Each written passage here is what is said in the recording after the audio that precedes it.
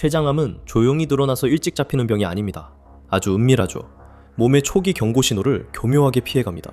잘못됐다고 느낄 때면 이미 많이 진행된 경우가 많고 수년이 지나도 생존율은 거의 그대로입니다.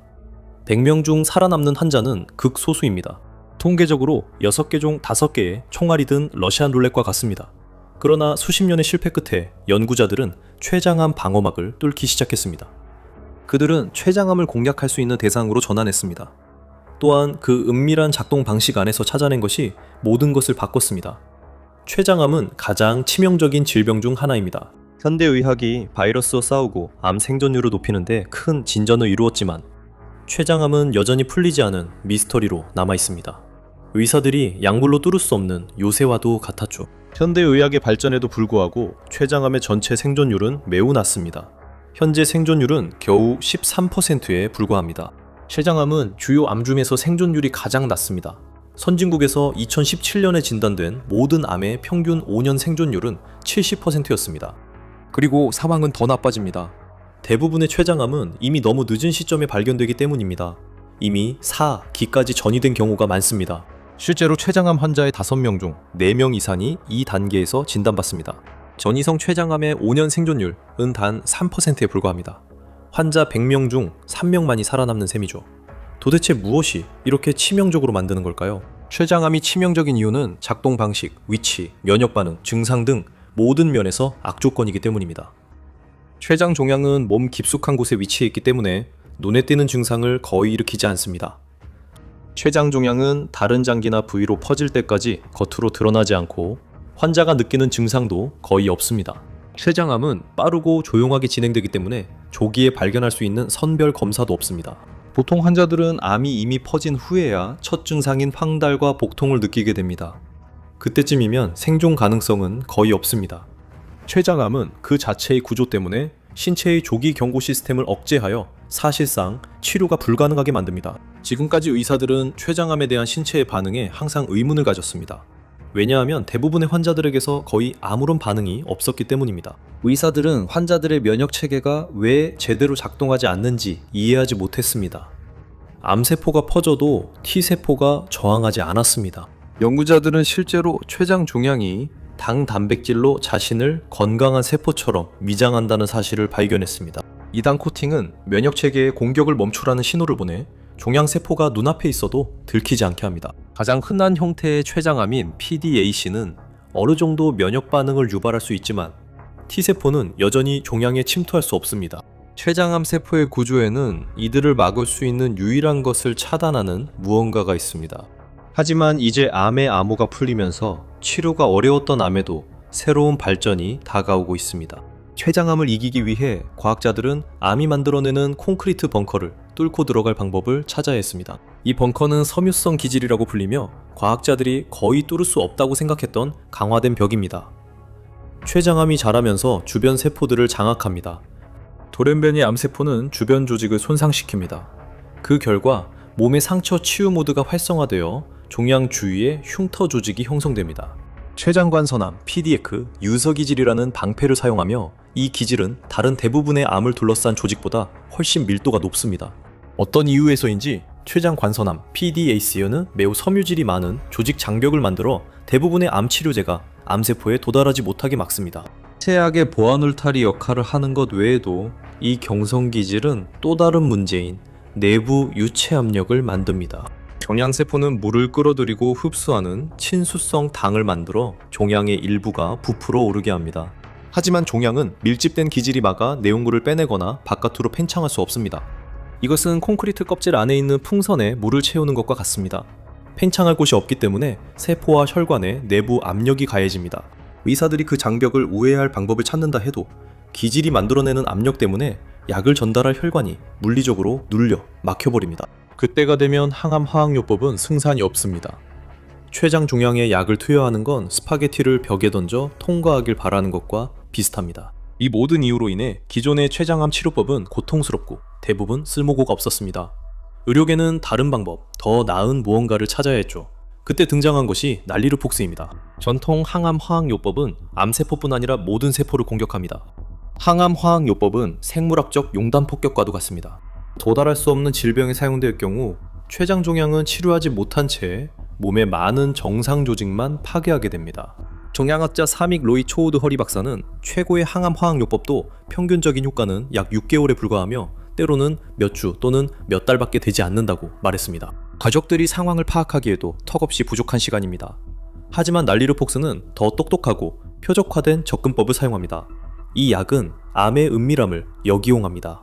이 약은 건강한 조직을 피해 종양의 방어막을 뚫고 들어가 내부에 들어간 뒤에야 약물을 전부 방출합니다. 나폴리3 임상시험이라는 연구가 18개국에서 진행되어 이 신약의 효과를 확인했습니다. 2020년과 2021년에 가장 치명적인 유형인 전이성 췌장암 진단을 받은 770명의 환자들, 이 임상시험에 참여하도록 선정되었습니다. 이들 중 약 절반은 날리르폭스를 투여받았고 나머지 절반은 전이성 췌장암의 일반적인 1차 항암 치료를 받았습니다. 표준 항암 치료를 받은 환자들의 중앙 생존 기간은 9.2개월이었습니다. 날리르폭스로 치료받은 환자들은 중앙 생존 기간이 11.1개월로 더 길었습니다. 일반 사람들에게는 그리 대단해 보이지 않을 수 있지만 이것은 종양학 분야에서는 큰 승리입니다. 이는 거의 확실히 치명적인 질환으로 여겨졌던 병에서 생존율이 20% 향상된 것입니다. 암 치료 분야에서는 이것이 세대를 뛰어넘는 진보입니다. 또한 환자들은 표준 화학요법 치료보다 평균적으로 6주 더 날리르폭스를 복용했으며 이로 인해 약물 자체의 효과가 더 높아졌습니다. 이 놀라운 결과로 FDA는 날리르폭스 심사를 최우선 과제로 삼았습니다. 2024년 2월 이 약물은 FDA 승인을 받아 환자들이 더 쉽게 접근할 수 있게 되었고 가격도 저렴해질 수 있게 됐습니다. FDA가 보험에서 무엇을 보장할 수 있는지 직접적으로 통제하지는 않지만 약물이 FDA 승인을 받으면 일반적으로 메디케어와 메디케이드에서 보장받을 수 있게 됩니다. 하지만 날리르폭스는 시작일 뿐이었습니다. 의사들은 종양 내부에 들어가도 여전히 손조차 댈 수 없는 위험한 유전적 악당과 마주해야 했고 이로 인해 췌장암은 대부분 사형 선고나 다름없었습니다. 암 자체를 유발한 돌연변이의 구조입니다. 췌장암의 약 90-95%는 KRAS 돌연변이에 의해 발생합니다. 과학계는 KRAS 유전자를 40년간 손댈 수 없는 존재로 여겨왔습니다. 이는 세포 성장 조절의 온오프 스위치 역할을 합니다. 대부분의 췌장암에서는 KRAS가 어떻게든 켜진 상태로 전환되어 영구적으로 그 자리에 고정되어 버립니다. 과학자들은 표적해야 할 정확한 돌연변이를 밝혀냈습니다. 문제는 그것을 공략할 방법이 없었다는 것입니다. 약물은 보통 단백질 표면에 달라붙어 작용하지만 KRAS 돌연변이는 믿을 수 없을 만큼 매끄러워서 과학자들은 그것을 기름칠된 공이라고 불렀습니다. 아무것도 달라붙을 수 없었습니다. 약물이 그것에 결합할 수 없었고 결합할 수 없는 한 그것을 억제할 수도 없었습니다. 과학자들이 잘못 접근하고 있음을 깨달을 때까지 그랬습니다. 과학자들은 단백질 표면을 잡는 방법을 찾기 위해 수십억의 자금을 투입했습니다. 수십 년간의 실험 약물과 임상 시험들은 완전히 실패로 끝났습니다. 하지만 처음부터 그 갑옷에 숨겨진 결함이 있어 그 결함으로 종양의 핵심을 공략할 수 있었습니다. 그 단백질에는 약물이 달라붙을 틈이 없었을지 모르지만 과학자들은 올바른 방법을 사용하면 그 틈을 억지로 만들어낼 수 있다는 것을 깨달았습니다. 문제는 애초에 보이는 대로가 아니었습니다. 암과의 전쟁을 위한 자금은 낭비된 것이 아니었습니다. 과학자들은 암세포를 죽일 정확한 화학물질을 찾기 위해 많은 노력을 했습니다. 유일한 문제는 KRAS 단백질에 약물이 들어가 치명적인 화학물질을 전달할 수 있는 포켓이 없어 보였다는 점이었습니다. 2013년 캘리포니아 대학교 샌프란시스코 캠퍼스의 생화학자 케빈 슈캇은 G12C라고 불리는 특정 KRAS 돌연변이에 집중했습니다. 간단히 말해서 이 돌연변이는 글라이신을 매우 반응성이 높은 잔기로 바꿉니다. 과학자들은 여기에 달라붙을 수 있는 여러 분자들을 설계했습니다. 그리고 그렇게 하자 흥미로운 일이 일어났습니다. 접착작용이 단백질을 이동시켜 숨겨진 작은 공간이 드러났고 과학자들은 이를 스위치 투 포켓이라 불렀습니다. 슈캇의 돌파구는 췌장암의 극히 일부 1%도 안 되는 환자들에게만 적용됐습니다. 하지만 이 발견은 수십 년 동안 많은 연구자들이 의심해왔던 어떤 사실을 증명했습니다. KRAS도 표적이 될 수 있다는 것이었습니다. 다른 췌장암 유형에서는 이 뒷문을 이용할 적절한 화학물질을 찾는데 더 오랜 시간이 걸렸습니다. 이 화학물질들은 단백질의 기능을 정지시키는 데 쓰였습니다. 480개가 넘는 잠재적 화합물이 스위치 2 포켓에 결합할 수 있는지 선별되었습니다. 연구진은 마침내 KRAS 스위치를 영원히 꺼진 상태로 되돌릴 수 있는 화학물질을 찾아냈습니다. 과학자들은 완벽한 약물 전달 시스템을 발견했습니다. 이제 이를 활용할 고도로 정밀한 무기만 개발하면 됐지만 문제가 있었습니다. 이 화합물들은 거의 지나치게 정밀했습니다. 오직 그 특정 변이에만 효과가 있었죠. 변이가 바뀌면 약물은 표적을 잃고 암에 대해 사실상 쓸모없게 되었습니다. 수년간의 연구와 실험 끝에 과학자들은 마침내 원하는 해답을 찾은 것으로 보입니다. 바로 세계에서 가장 치명적인 암의 치명적인 자신들만의 암살자 데락스 온 라시브입니다. 그리고 이것은 암 연구의 성배가 될 수도 있습니다. 연구자들은 이미 KRAS G12C 표적 억제제를 몇 가지 개발했지만 그것들은 표적이 너무 좁았습니다. 이 약물들은 의사들이 기대하는 만큼 췌장 중량에 효과적이지 않았습니다. 만약 단백질이 추가로 변이되거나 약물 내성이 생기면 이 약물들의 효과는 거의 사라졌습니다. 데락스온 라시브는 더 광범위하게 작용하며 1세대 억제제 내성을 극복할 수 있음을 보여줍니다. 이 약물은 사이클로필린 A라는 보조 분자를 끌어들여 작용합니다. 일종의 분자 접착제처럼 작용하여 약물이 KRAS에 결합해 암의 성장을 유도하는 신호를 차단할 수 있도록 연결고리를 만듭니다. 그래서 이 약물은 몸 전체를 빠르게 돌아다니며 변이된 KRAS 단백질을 찾아 자석처럼 달라붙습니다. 항암 화학요법이 전면적인 융단 폭격이라면 디락손 도락손 라십은 표적 암살처럼 작용합니다. 결과는 매우 뛰어났습니다. 1년의 약물 임상시험에서 500명의 환자 항암 화학요법 또는 도락손 라십 치료를 받도록 선정되었습니다. 이들 중 거의 92%가 KRAS G12C 변이를 가지고 있었습니다. 항암 화학요법을 받은 환자의 평균 생존기간은 6.7개월이었습니다. 다락손, 도락손 라십으로 치료받은 환자들은 13.2개월로 증가했습니다. 대부분의 개별 환자 보고서에서 디락손, 도락손 라십이 항암 화학요법보다 독성이 훨씬 적었습니다. 환자들은 전반적으로 부작용이 더 적고 심각하지 않았으며 그로 인해 치료를 중단한 사람도 훨씬 적었습니다. 이 소식은 더 좋아질 수밖에 없습니다. 왜냐하면 KRAS 돌연변이는 췌장암뿐만 아니라 폐암, 대장암, 난소암, 자궁 내막암 등 다양한 종양을 유발하며 이들 중에는 가장 흔하고 치명적인 암들도 포함되어 있기 때문입니다. 매년 510만 명이 넘는 사람들이 이 4가지 암 중 하나로 진단을 받고 있으며 여기에 50만 명이 넘는 사람들이 추가로 췌장암 진단을 받습니다. KRAS 돌연변이를 표적으로 하는 약물이 개발된다면 매년 560만 명에게 새로운 희망을 주고 생사를 가르는 결정적 차이가 될 수 있습니다. 사실 폐암, 췌장암, 대장암만 해도 암 사망 원인 1, 2, 3위를 차지하고 있습니다.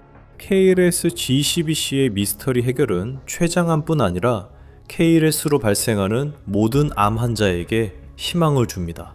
이 기적의 약물이 종양 표적을 제거하기 시작하면서 더 밝은 미래가 다가오고 있습니다. 과학자들은 또 다른 놀라운 발전을 앞두고 있습니다. 이 기술은 암을 표적으로 삼을 뿐 아니라 종양의 재발도 막습니다. 그것이 바로 암 백신입니다. 듀락손 라십은 기적같은 발전이지만 췌장암 환자들에게 완전한 해결책은 아닙니다. 대부분 일정 시간이 지나면 효과가 사라지기 때문입니다. 그들의 종양은 약물 내성을 갖게 됩니다. 수명이 연장되었음에도 불구하고 그들은 다시 한번 가장 두려워하는 상황, 즉 암의 재발을 마주하게 됩니다. 한 회사는 코로나19 팬데믹을 끝낸 백신에 사용된 것과 같은 mRNA 기술을 이용해 판도를 바꾸고 있습니다. 그들의 바람은 현대 의학을 이용해 췌장암을 치료하는 것뿐만 아니라 다시는 재발하지 않도록 막는 것입니다. 바이오엔테크의 맞춤형 mRNA 백신은 현재 일상 임상시험 중입니다. 지금까지 결과는 유망해 보입니다. 이 백신은 각 환자의 고유한 종양 DNA를 기반으로 맞춤 제작되어 환자마다 다른 암세포를 더 효과적으로 표적할 수 있습니다. 바이오엔테크 임상시험에서는 췌장암 수술 후 16명의 환자에게 백신이 투여되었습니다. 이 치료는 화학요법과 면역요법 약물과 함께 진행되었습니다. 환자의 절반에서 백신이 종양 특이 면역세포를 활성화시켰습니다. mRNA 주사는 이 면역세포들이 종양의 고유한 특징을 인식하고 암세포를 제거하도록 특별히 훈련시켰습니다. 그들은 몸의 면역체계와 협력하여 췌장암이라는 침입자를 식별하고 싸울 수 있도록 훈련시켰습니다. 그리고 현재 이 찾아 제거하는 백신이 췌장암에 얼마나 효과적인가요? 백신이 면역체계를 활성화시킨 8명의 환자 중 7명은 수술 후 4, 6년이 지난 지금도 살아있습니다. 이는 거의 90%에 달하는 생존율로 현재 췌장암 환자에게 보고되는 13%보다 훨씬 높은 수치입니다. 종양학자들은 이 결과에 깜짝 놀랐습니다. 메모리얼 슬론 캐터링 암센터 의사는 이 세 백신이 가장 치명적인 암 중 하나에 변화를 가져올 잠재력이 있다고 말했습니다. 연구자들은 여전히 왜 일부 환자들의 면역체계는 백신에 반응하는 반면 다른 환자들은 그렇지 않은지 그 이유를 밝혀내야 합니다. 백신에 잘 반응할 수 있는 사람들에게조차도 처음부터 그것을 받을 수 있는지에 대한 큰 의문이 있습니다. 왜냐하면 생존을 위한 비용이 충격적으로 높기 때문입니다. 날리르폭스, 도락손, 라십, 그리고 맞춤형 mRNA 백신 모두가 기술적, 과학적, 의학적으로 거대한 도약을 의미합니다. 불행하게도 이 모든 치료법은 현재 가장 부유한 환자들을 제외하고는 모두에게 손이 닿지 않는 상태입니다. 이 약들 각각은 한 주기마다 수만 달러의 비용이 들고 평생 동안 관해 상태를 유지하기 위해 필요한 주기수를 합치면 천문학적인 비용이 됩니다. 날리르폭스는 한 주기당 평균 7,803달러의 비용이 듭니다. 여러 번의 치료 주기가 필요하기 때문에 평생 비용이 15만 달러에서 20만 달러까지 쉽게 올라갈 수 있습니다. 이 정도면 사립대학에서 4년간 학비를 내거나 저렴한 지역에서 첫 집을 살 수 있는 금액입니다. 이 약 하나만으로도 대부분의 사람들은 파산에 이를 수 있고 목록에 있는 다른 약들과 함께 복용한다면 그 비용은 감당할 수 없을 정도로 비쌉니다. 듀락손 라십은 아직 시판되지 않았지만 레볼루션 메디슨의 잠재적 이익 분석을 통해 회사가 환자들에게 얼마나 많은 비용을 청구할 것으로 예상하는지 드러났습니다. 한 달치 약값은 35,500달러에서 37,300달러 사이로 책정될 예정입니다. 환자 1인당 평균 수익은 25만 달러에 달합니다. 이 두 가지 약을 함께 복용하면 평균 췌장암 환자는 이미 50만 달러의 빚을 지게 됩니다. 이는 맞춤형 mRNA 백신을 고려하기도 전의 일입니다. 그 비용에 대해 바이오엔테크는 수년간의 연구 끝에 1회 투여당 10만 달러 이하로 낮출 수 있을 것이라고 밝혔습니다. 잠재적으로 생명을 구할 수 있는 약이 모든 환자에게 제공될 수 있을까요? 아니면 이것도 의료 격차를 뜻하나요? 엘리트들은 가장 효과적인 약과 최고의 생존 가능성을 얻고 나머지 사람들은 터무니없이 비싼 항암 치료 비용을 내며 그저 운에 맡기는 그런 의료 격차 말입니다. 좋은 소식은 FDA가 초기 유망한 결과를 바탕으로 듀락손 라십의 확대 사용을 승인했다는 점입니다. 연구자들이 KRAS 극복 가능성을 보이자 제약회사들이 그 약점에 대응할 자체약 개발 경쟁에 나섰습니다. 2026년 6월 20일 기준으로 존슨앤드존슨은 KRAS 관련 암 치료제 경쟁에 뛰어들기 위해 10억 달러를 투자했습니다. 이론적으로 주요 제약회사들 간의 경쟁은 약값을 낮추는 역할을 해야 합니다. 하지만 미국과 같은 나라에서는 많은 약들이 가격 때문에 일반 시민들에게 여전히 너무 비싸서 접근하기 어렵다는 사실을 고려할 때 경쟁이 있더라도 이러한 의학적 발전이 앞으로 정치적, 사회적으로 어떤 현실을 맞이할지는 아직 알 수 없습니다. 하지만 이것이 암이 사형 선고처럼 여겨지던 시대의 끝에 다다랐다는 의미일까요? 한 가지는 확실합니다. 우리는 종양학의 새로운 시대에 들어섰습니다. 이 시대에는 어떤 돌연변이든 한계가 없으며 약으로 치료할 수 없던 질환도 더 이상 불치병이 아닙니다. 그것들은 단지 또 다른 도전입니다. KRAS 돌연변이 치료를 위한 새로운 방법들은 이전에 극복 못한 여러 돌연변이와 단백질에도 적용될 수 있습니다. 유일하게 사라질 운명에 처한 것은 췌장암의 끔찍한 13% 생존율뿐입니다. 임상시험 결과 이 새로운 의학적 기적으로 치료받은 환자들은 췌장암 진단 후 생존기간이 거의 2배로 늘어났습니다. 건이성 췌장암 환자들조차도 사망 위험이 60%나 감소했습니다. 더 좋은 점은 실제로 환자들의 삶의 질도 향상되었다는 것입니다. 듀락손 라십의 부작용이 약한 것은 환자들에게 단순한 생명 연장 이상의 의미가 있습니다. 삶의 질이 향상되고 가족과 더 많은 시간을 보낼 수 있었습니다. 그들이 해야 할 일은 하루 한 번 세 알의 약을 복용하는 것이었습니다.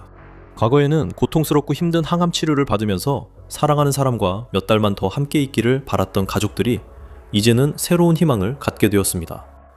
이제는 췌장암 진단을 받은 후에도 가족들과 1년 이상 혹은 수년 동안 함께 할 수 있다는 희망이 생긴 것입니다. 언젠가 사랑하는 사람이 암에서 완치될 희망이 생겼습니다. 의료계가 힘을 합쳐 말 그대로 사람들에게 새로운 삶을 선사하고 있습니다. 그리고 이러한 혁신이 췌장암에만 머무르지 않기를 꿈꾸고 있습니다.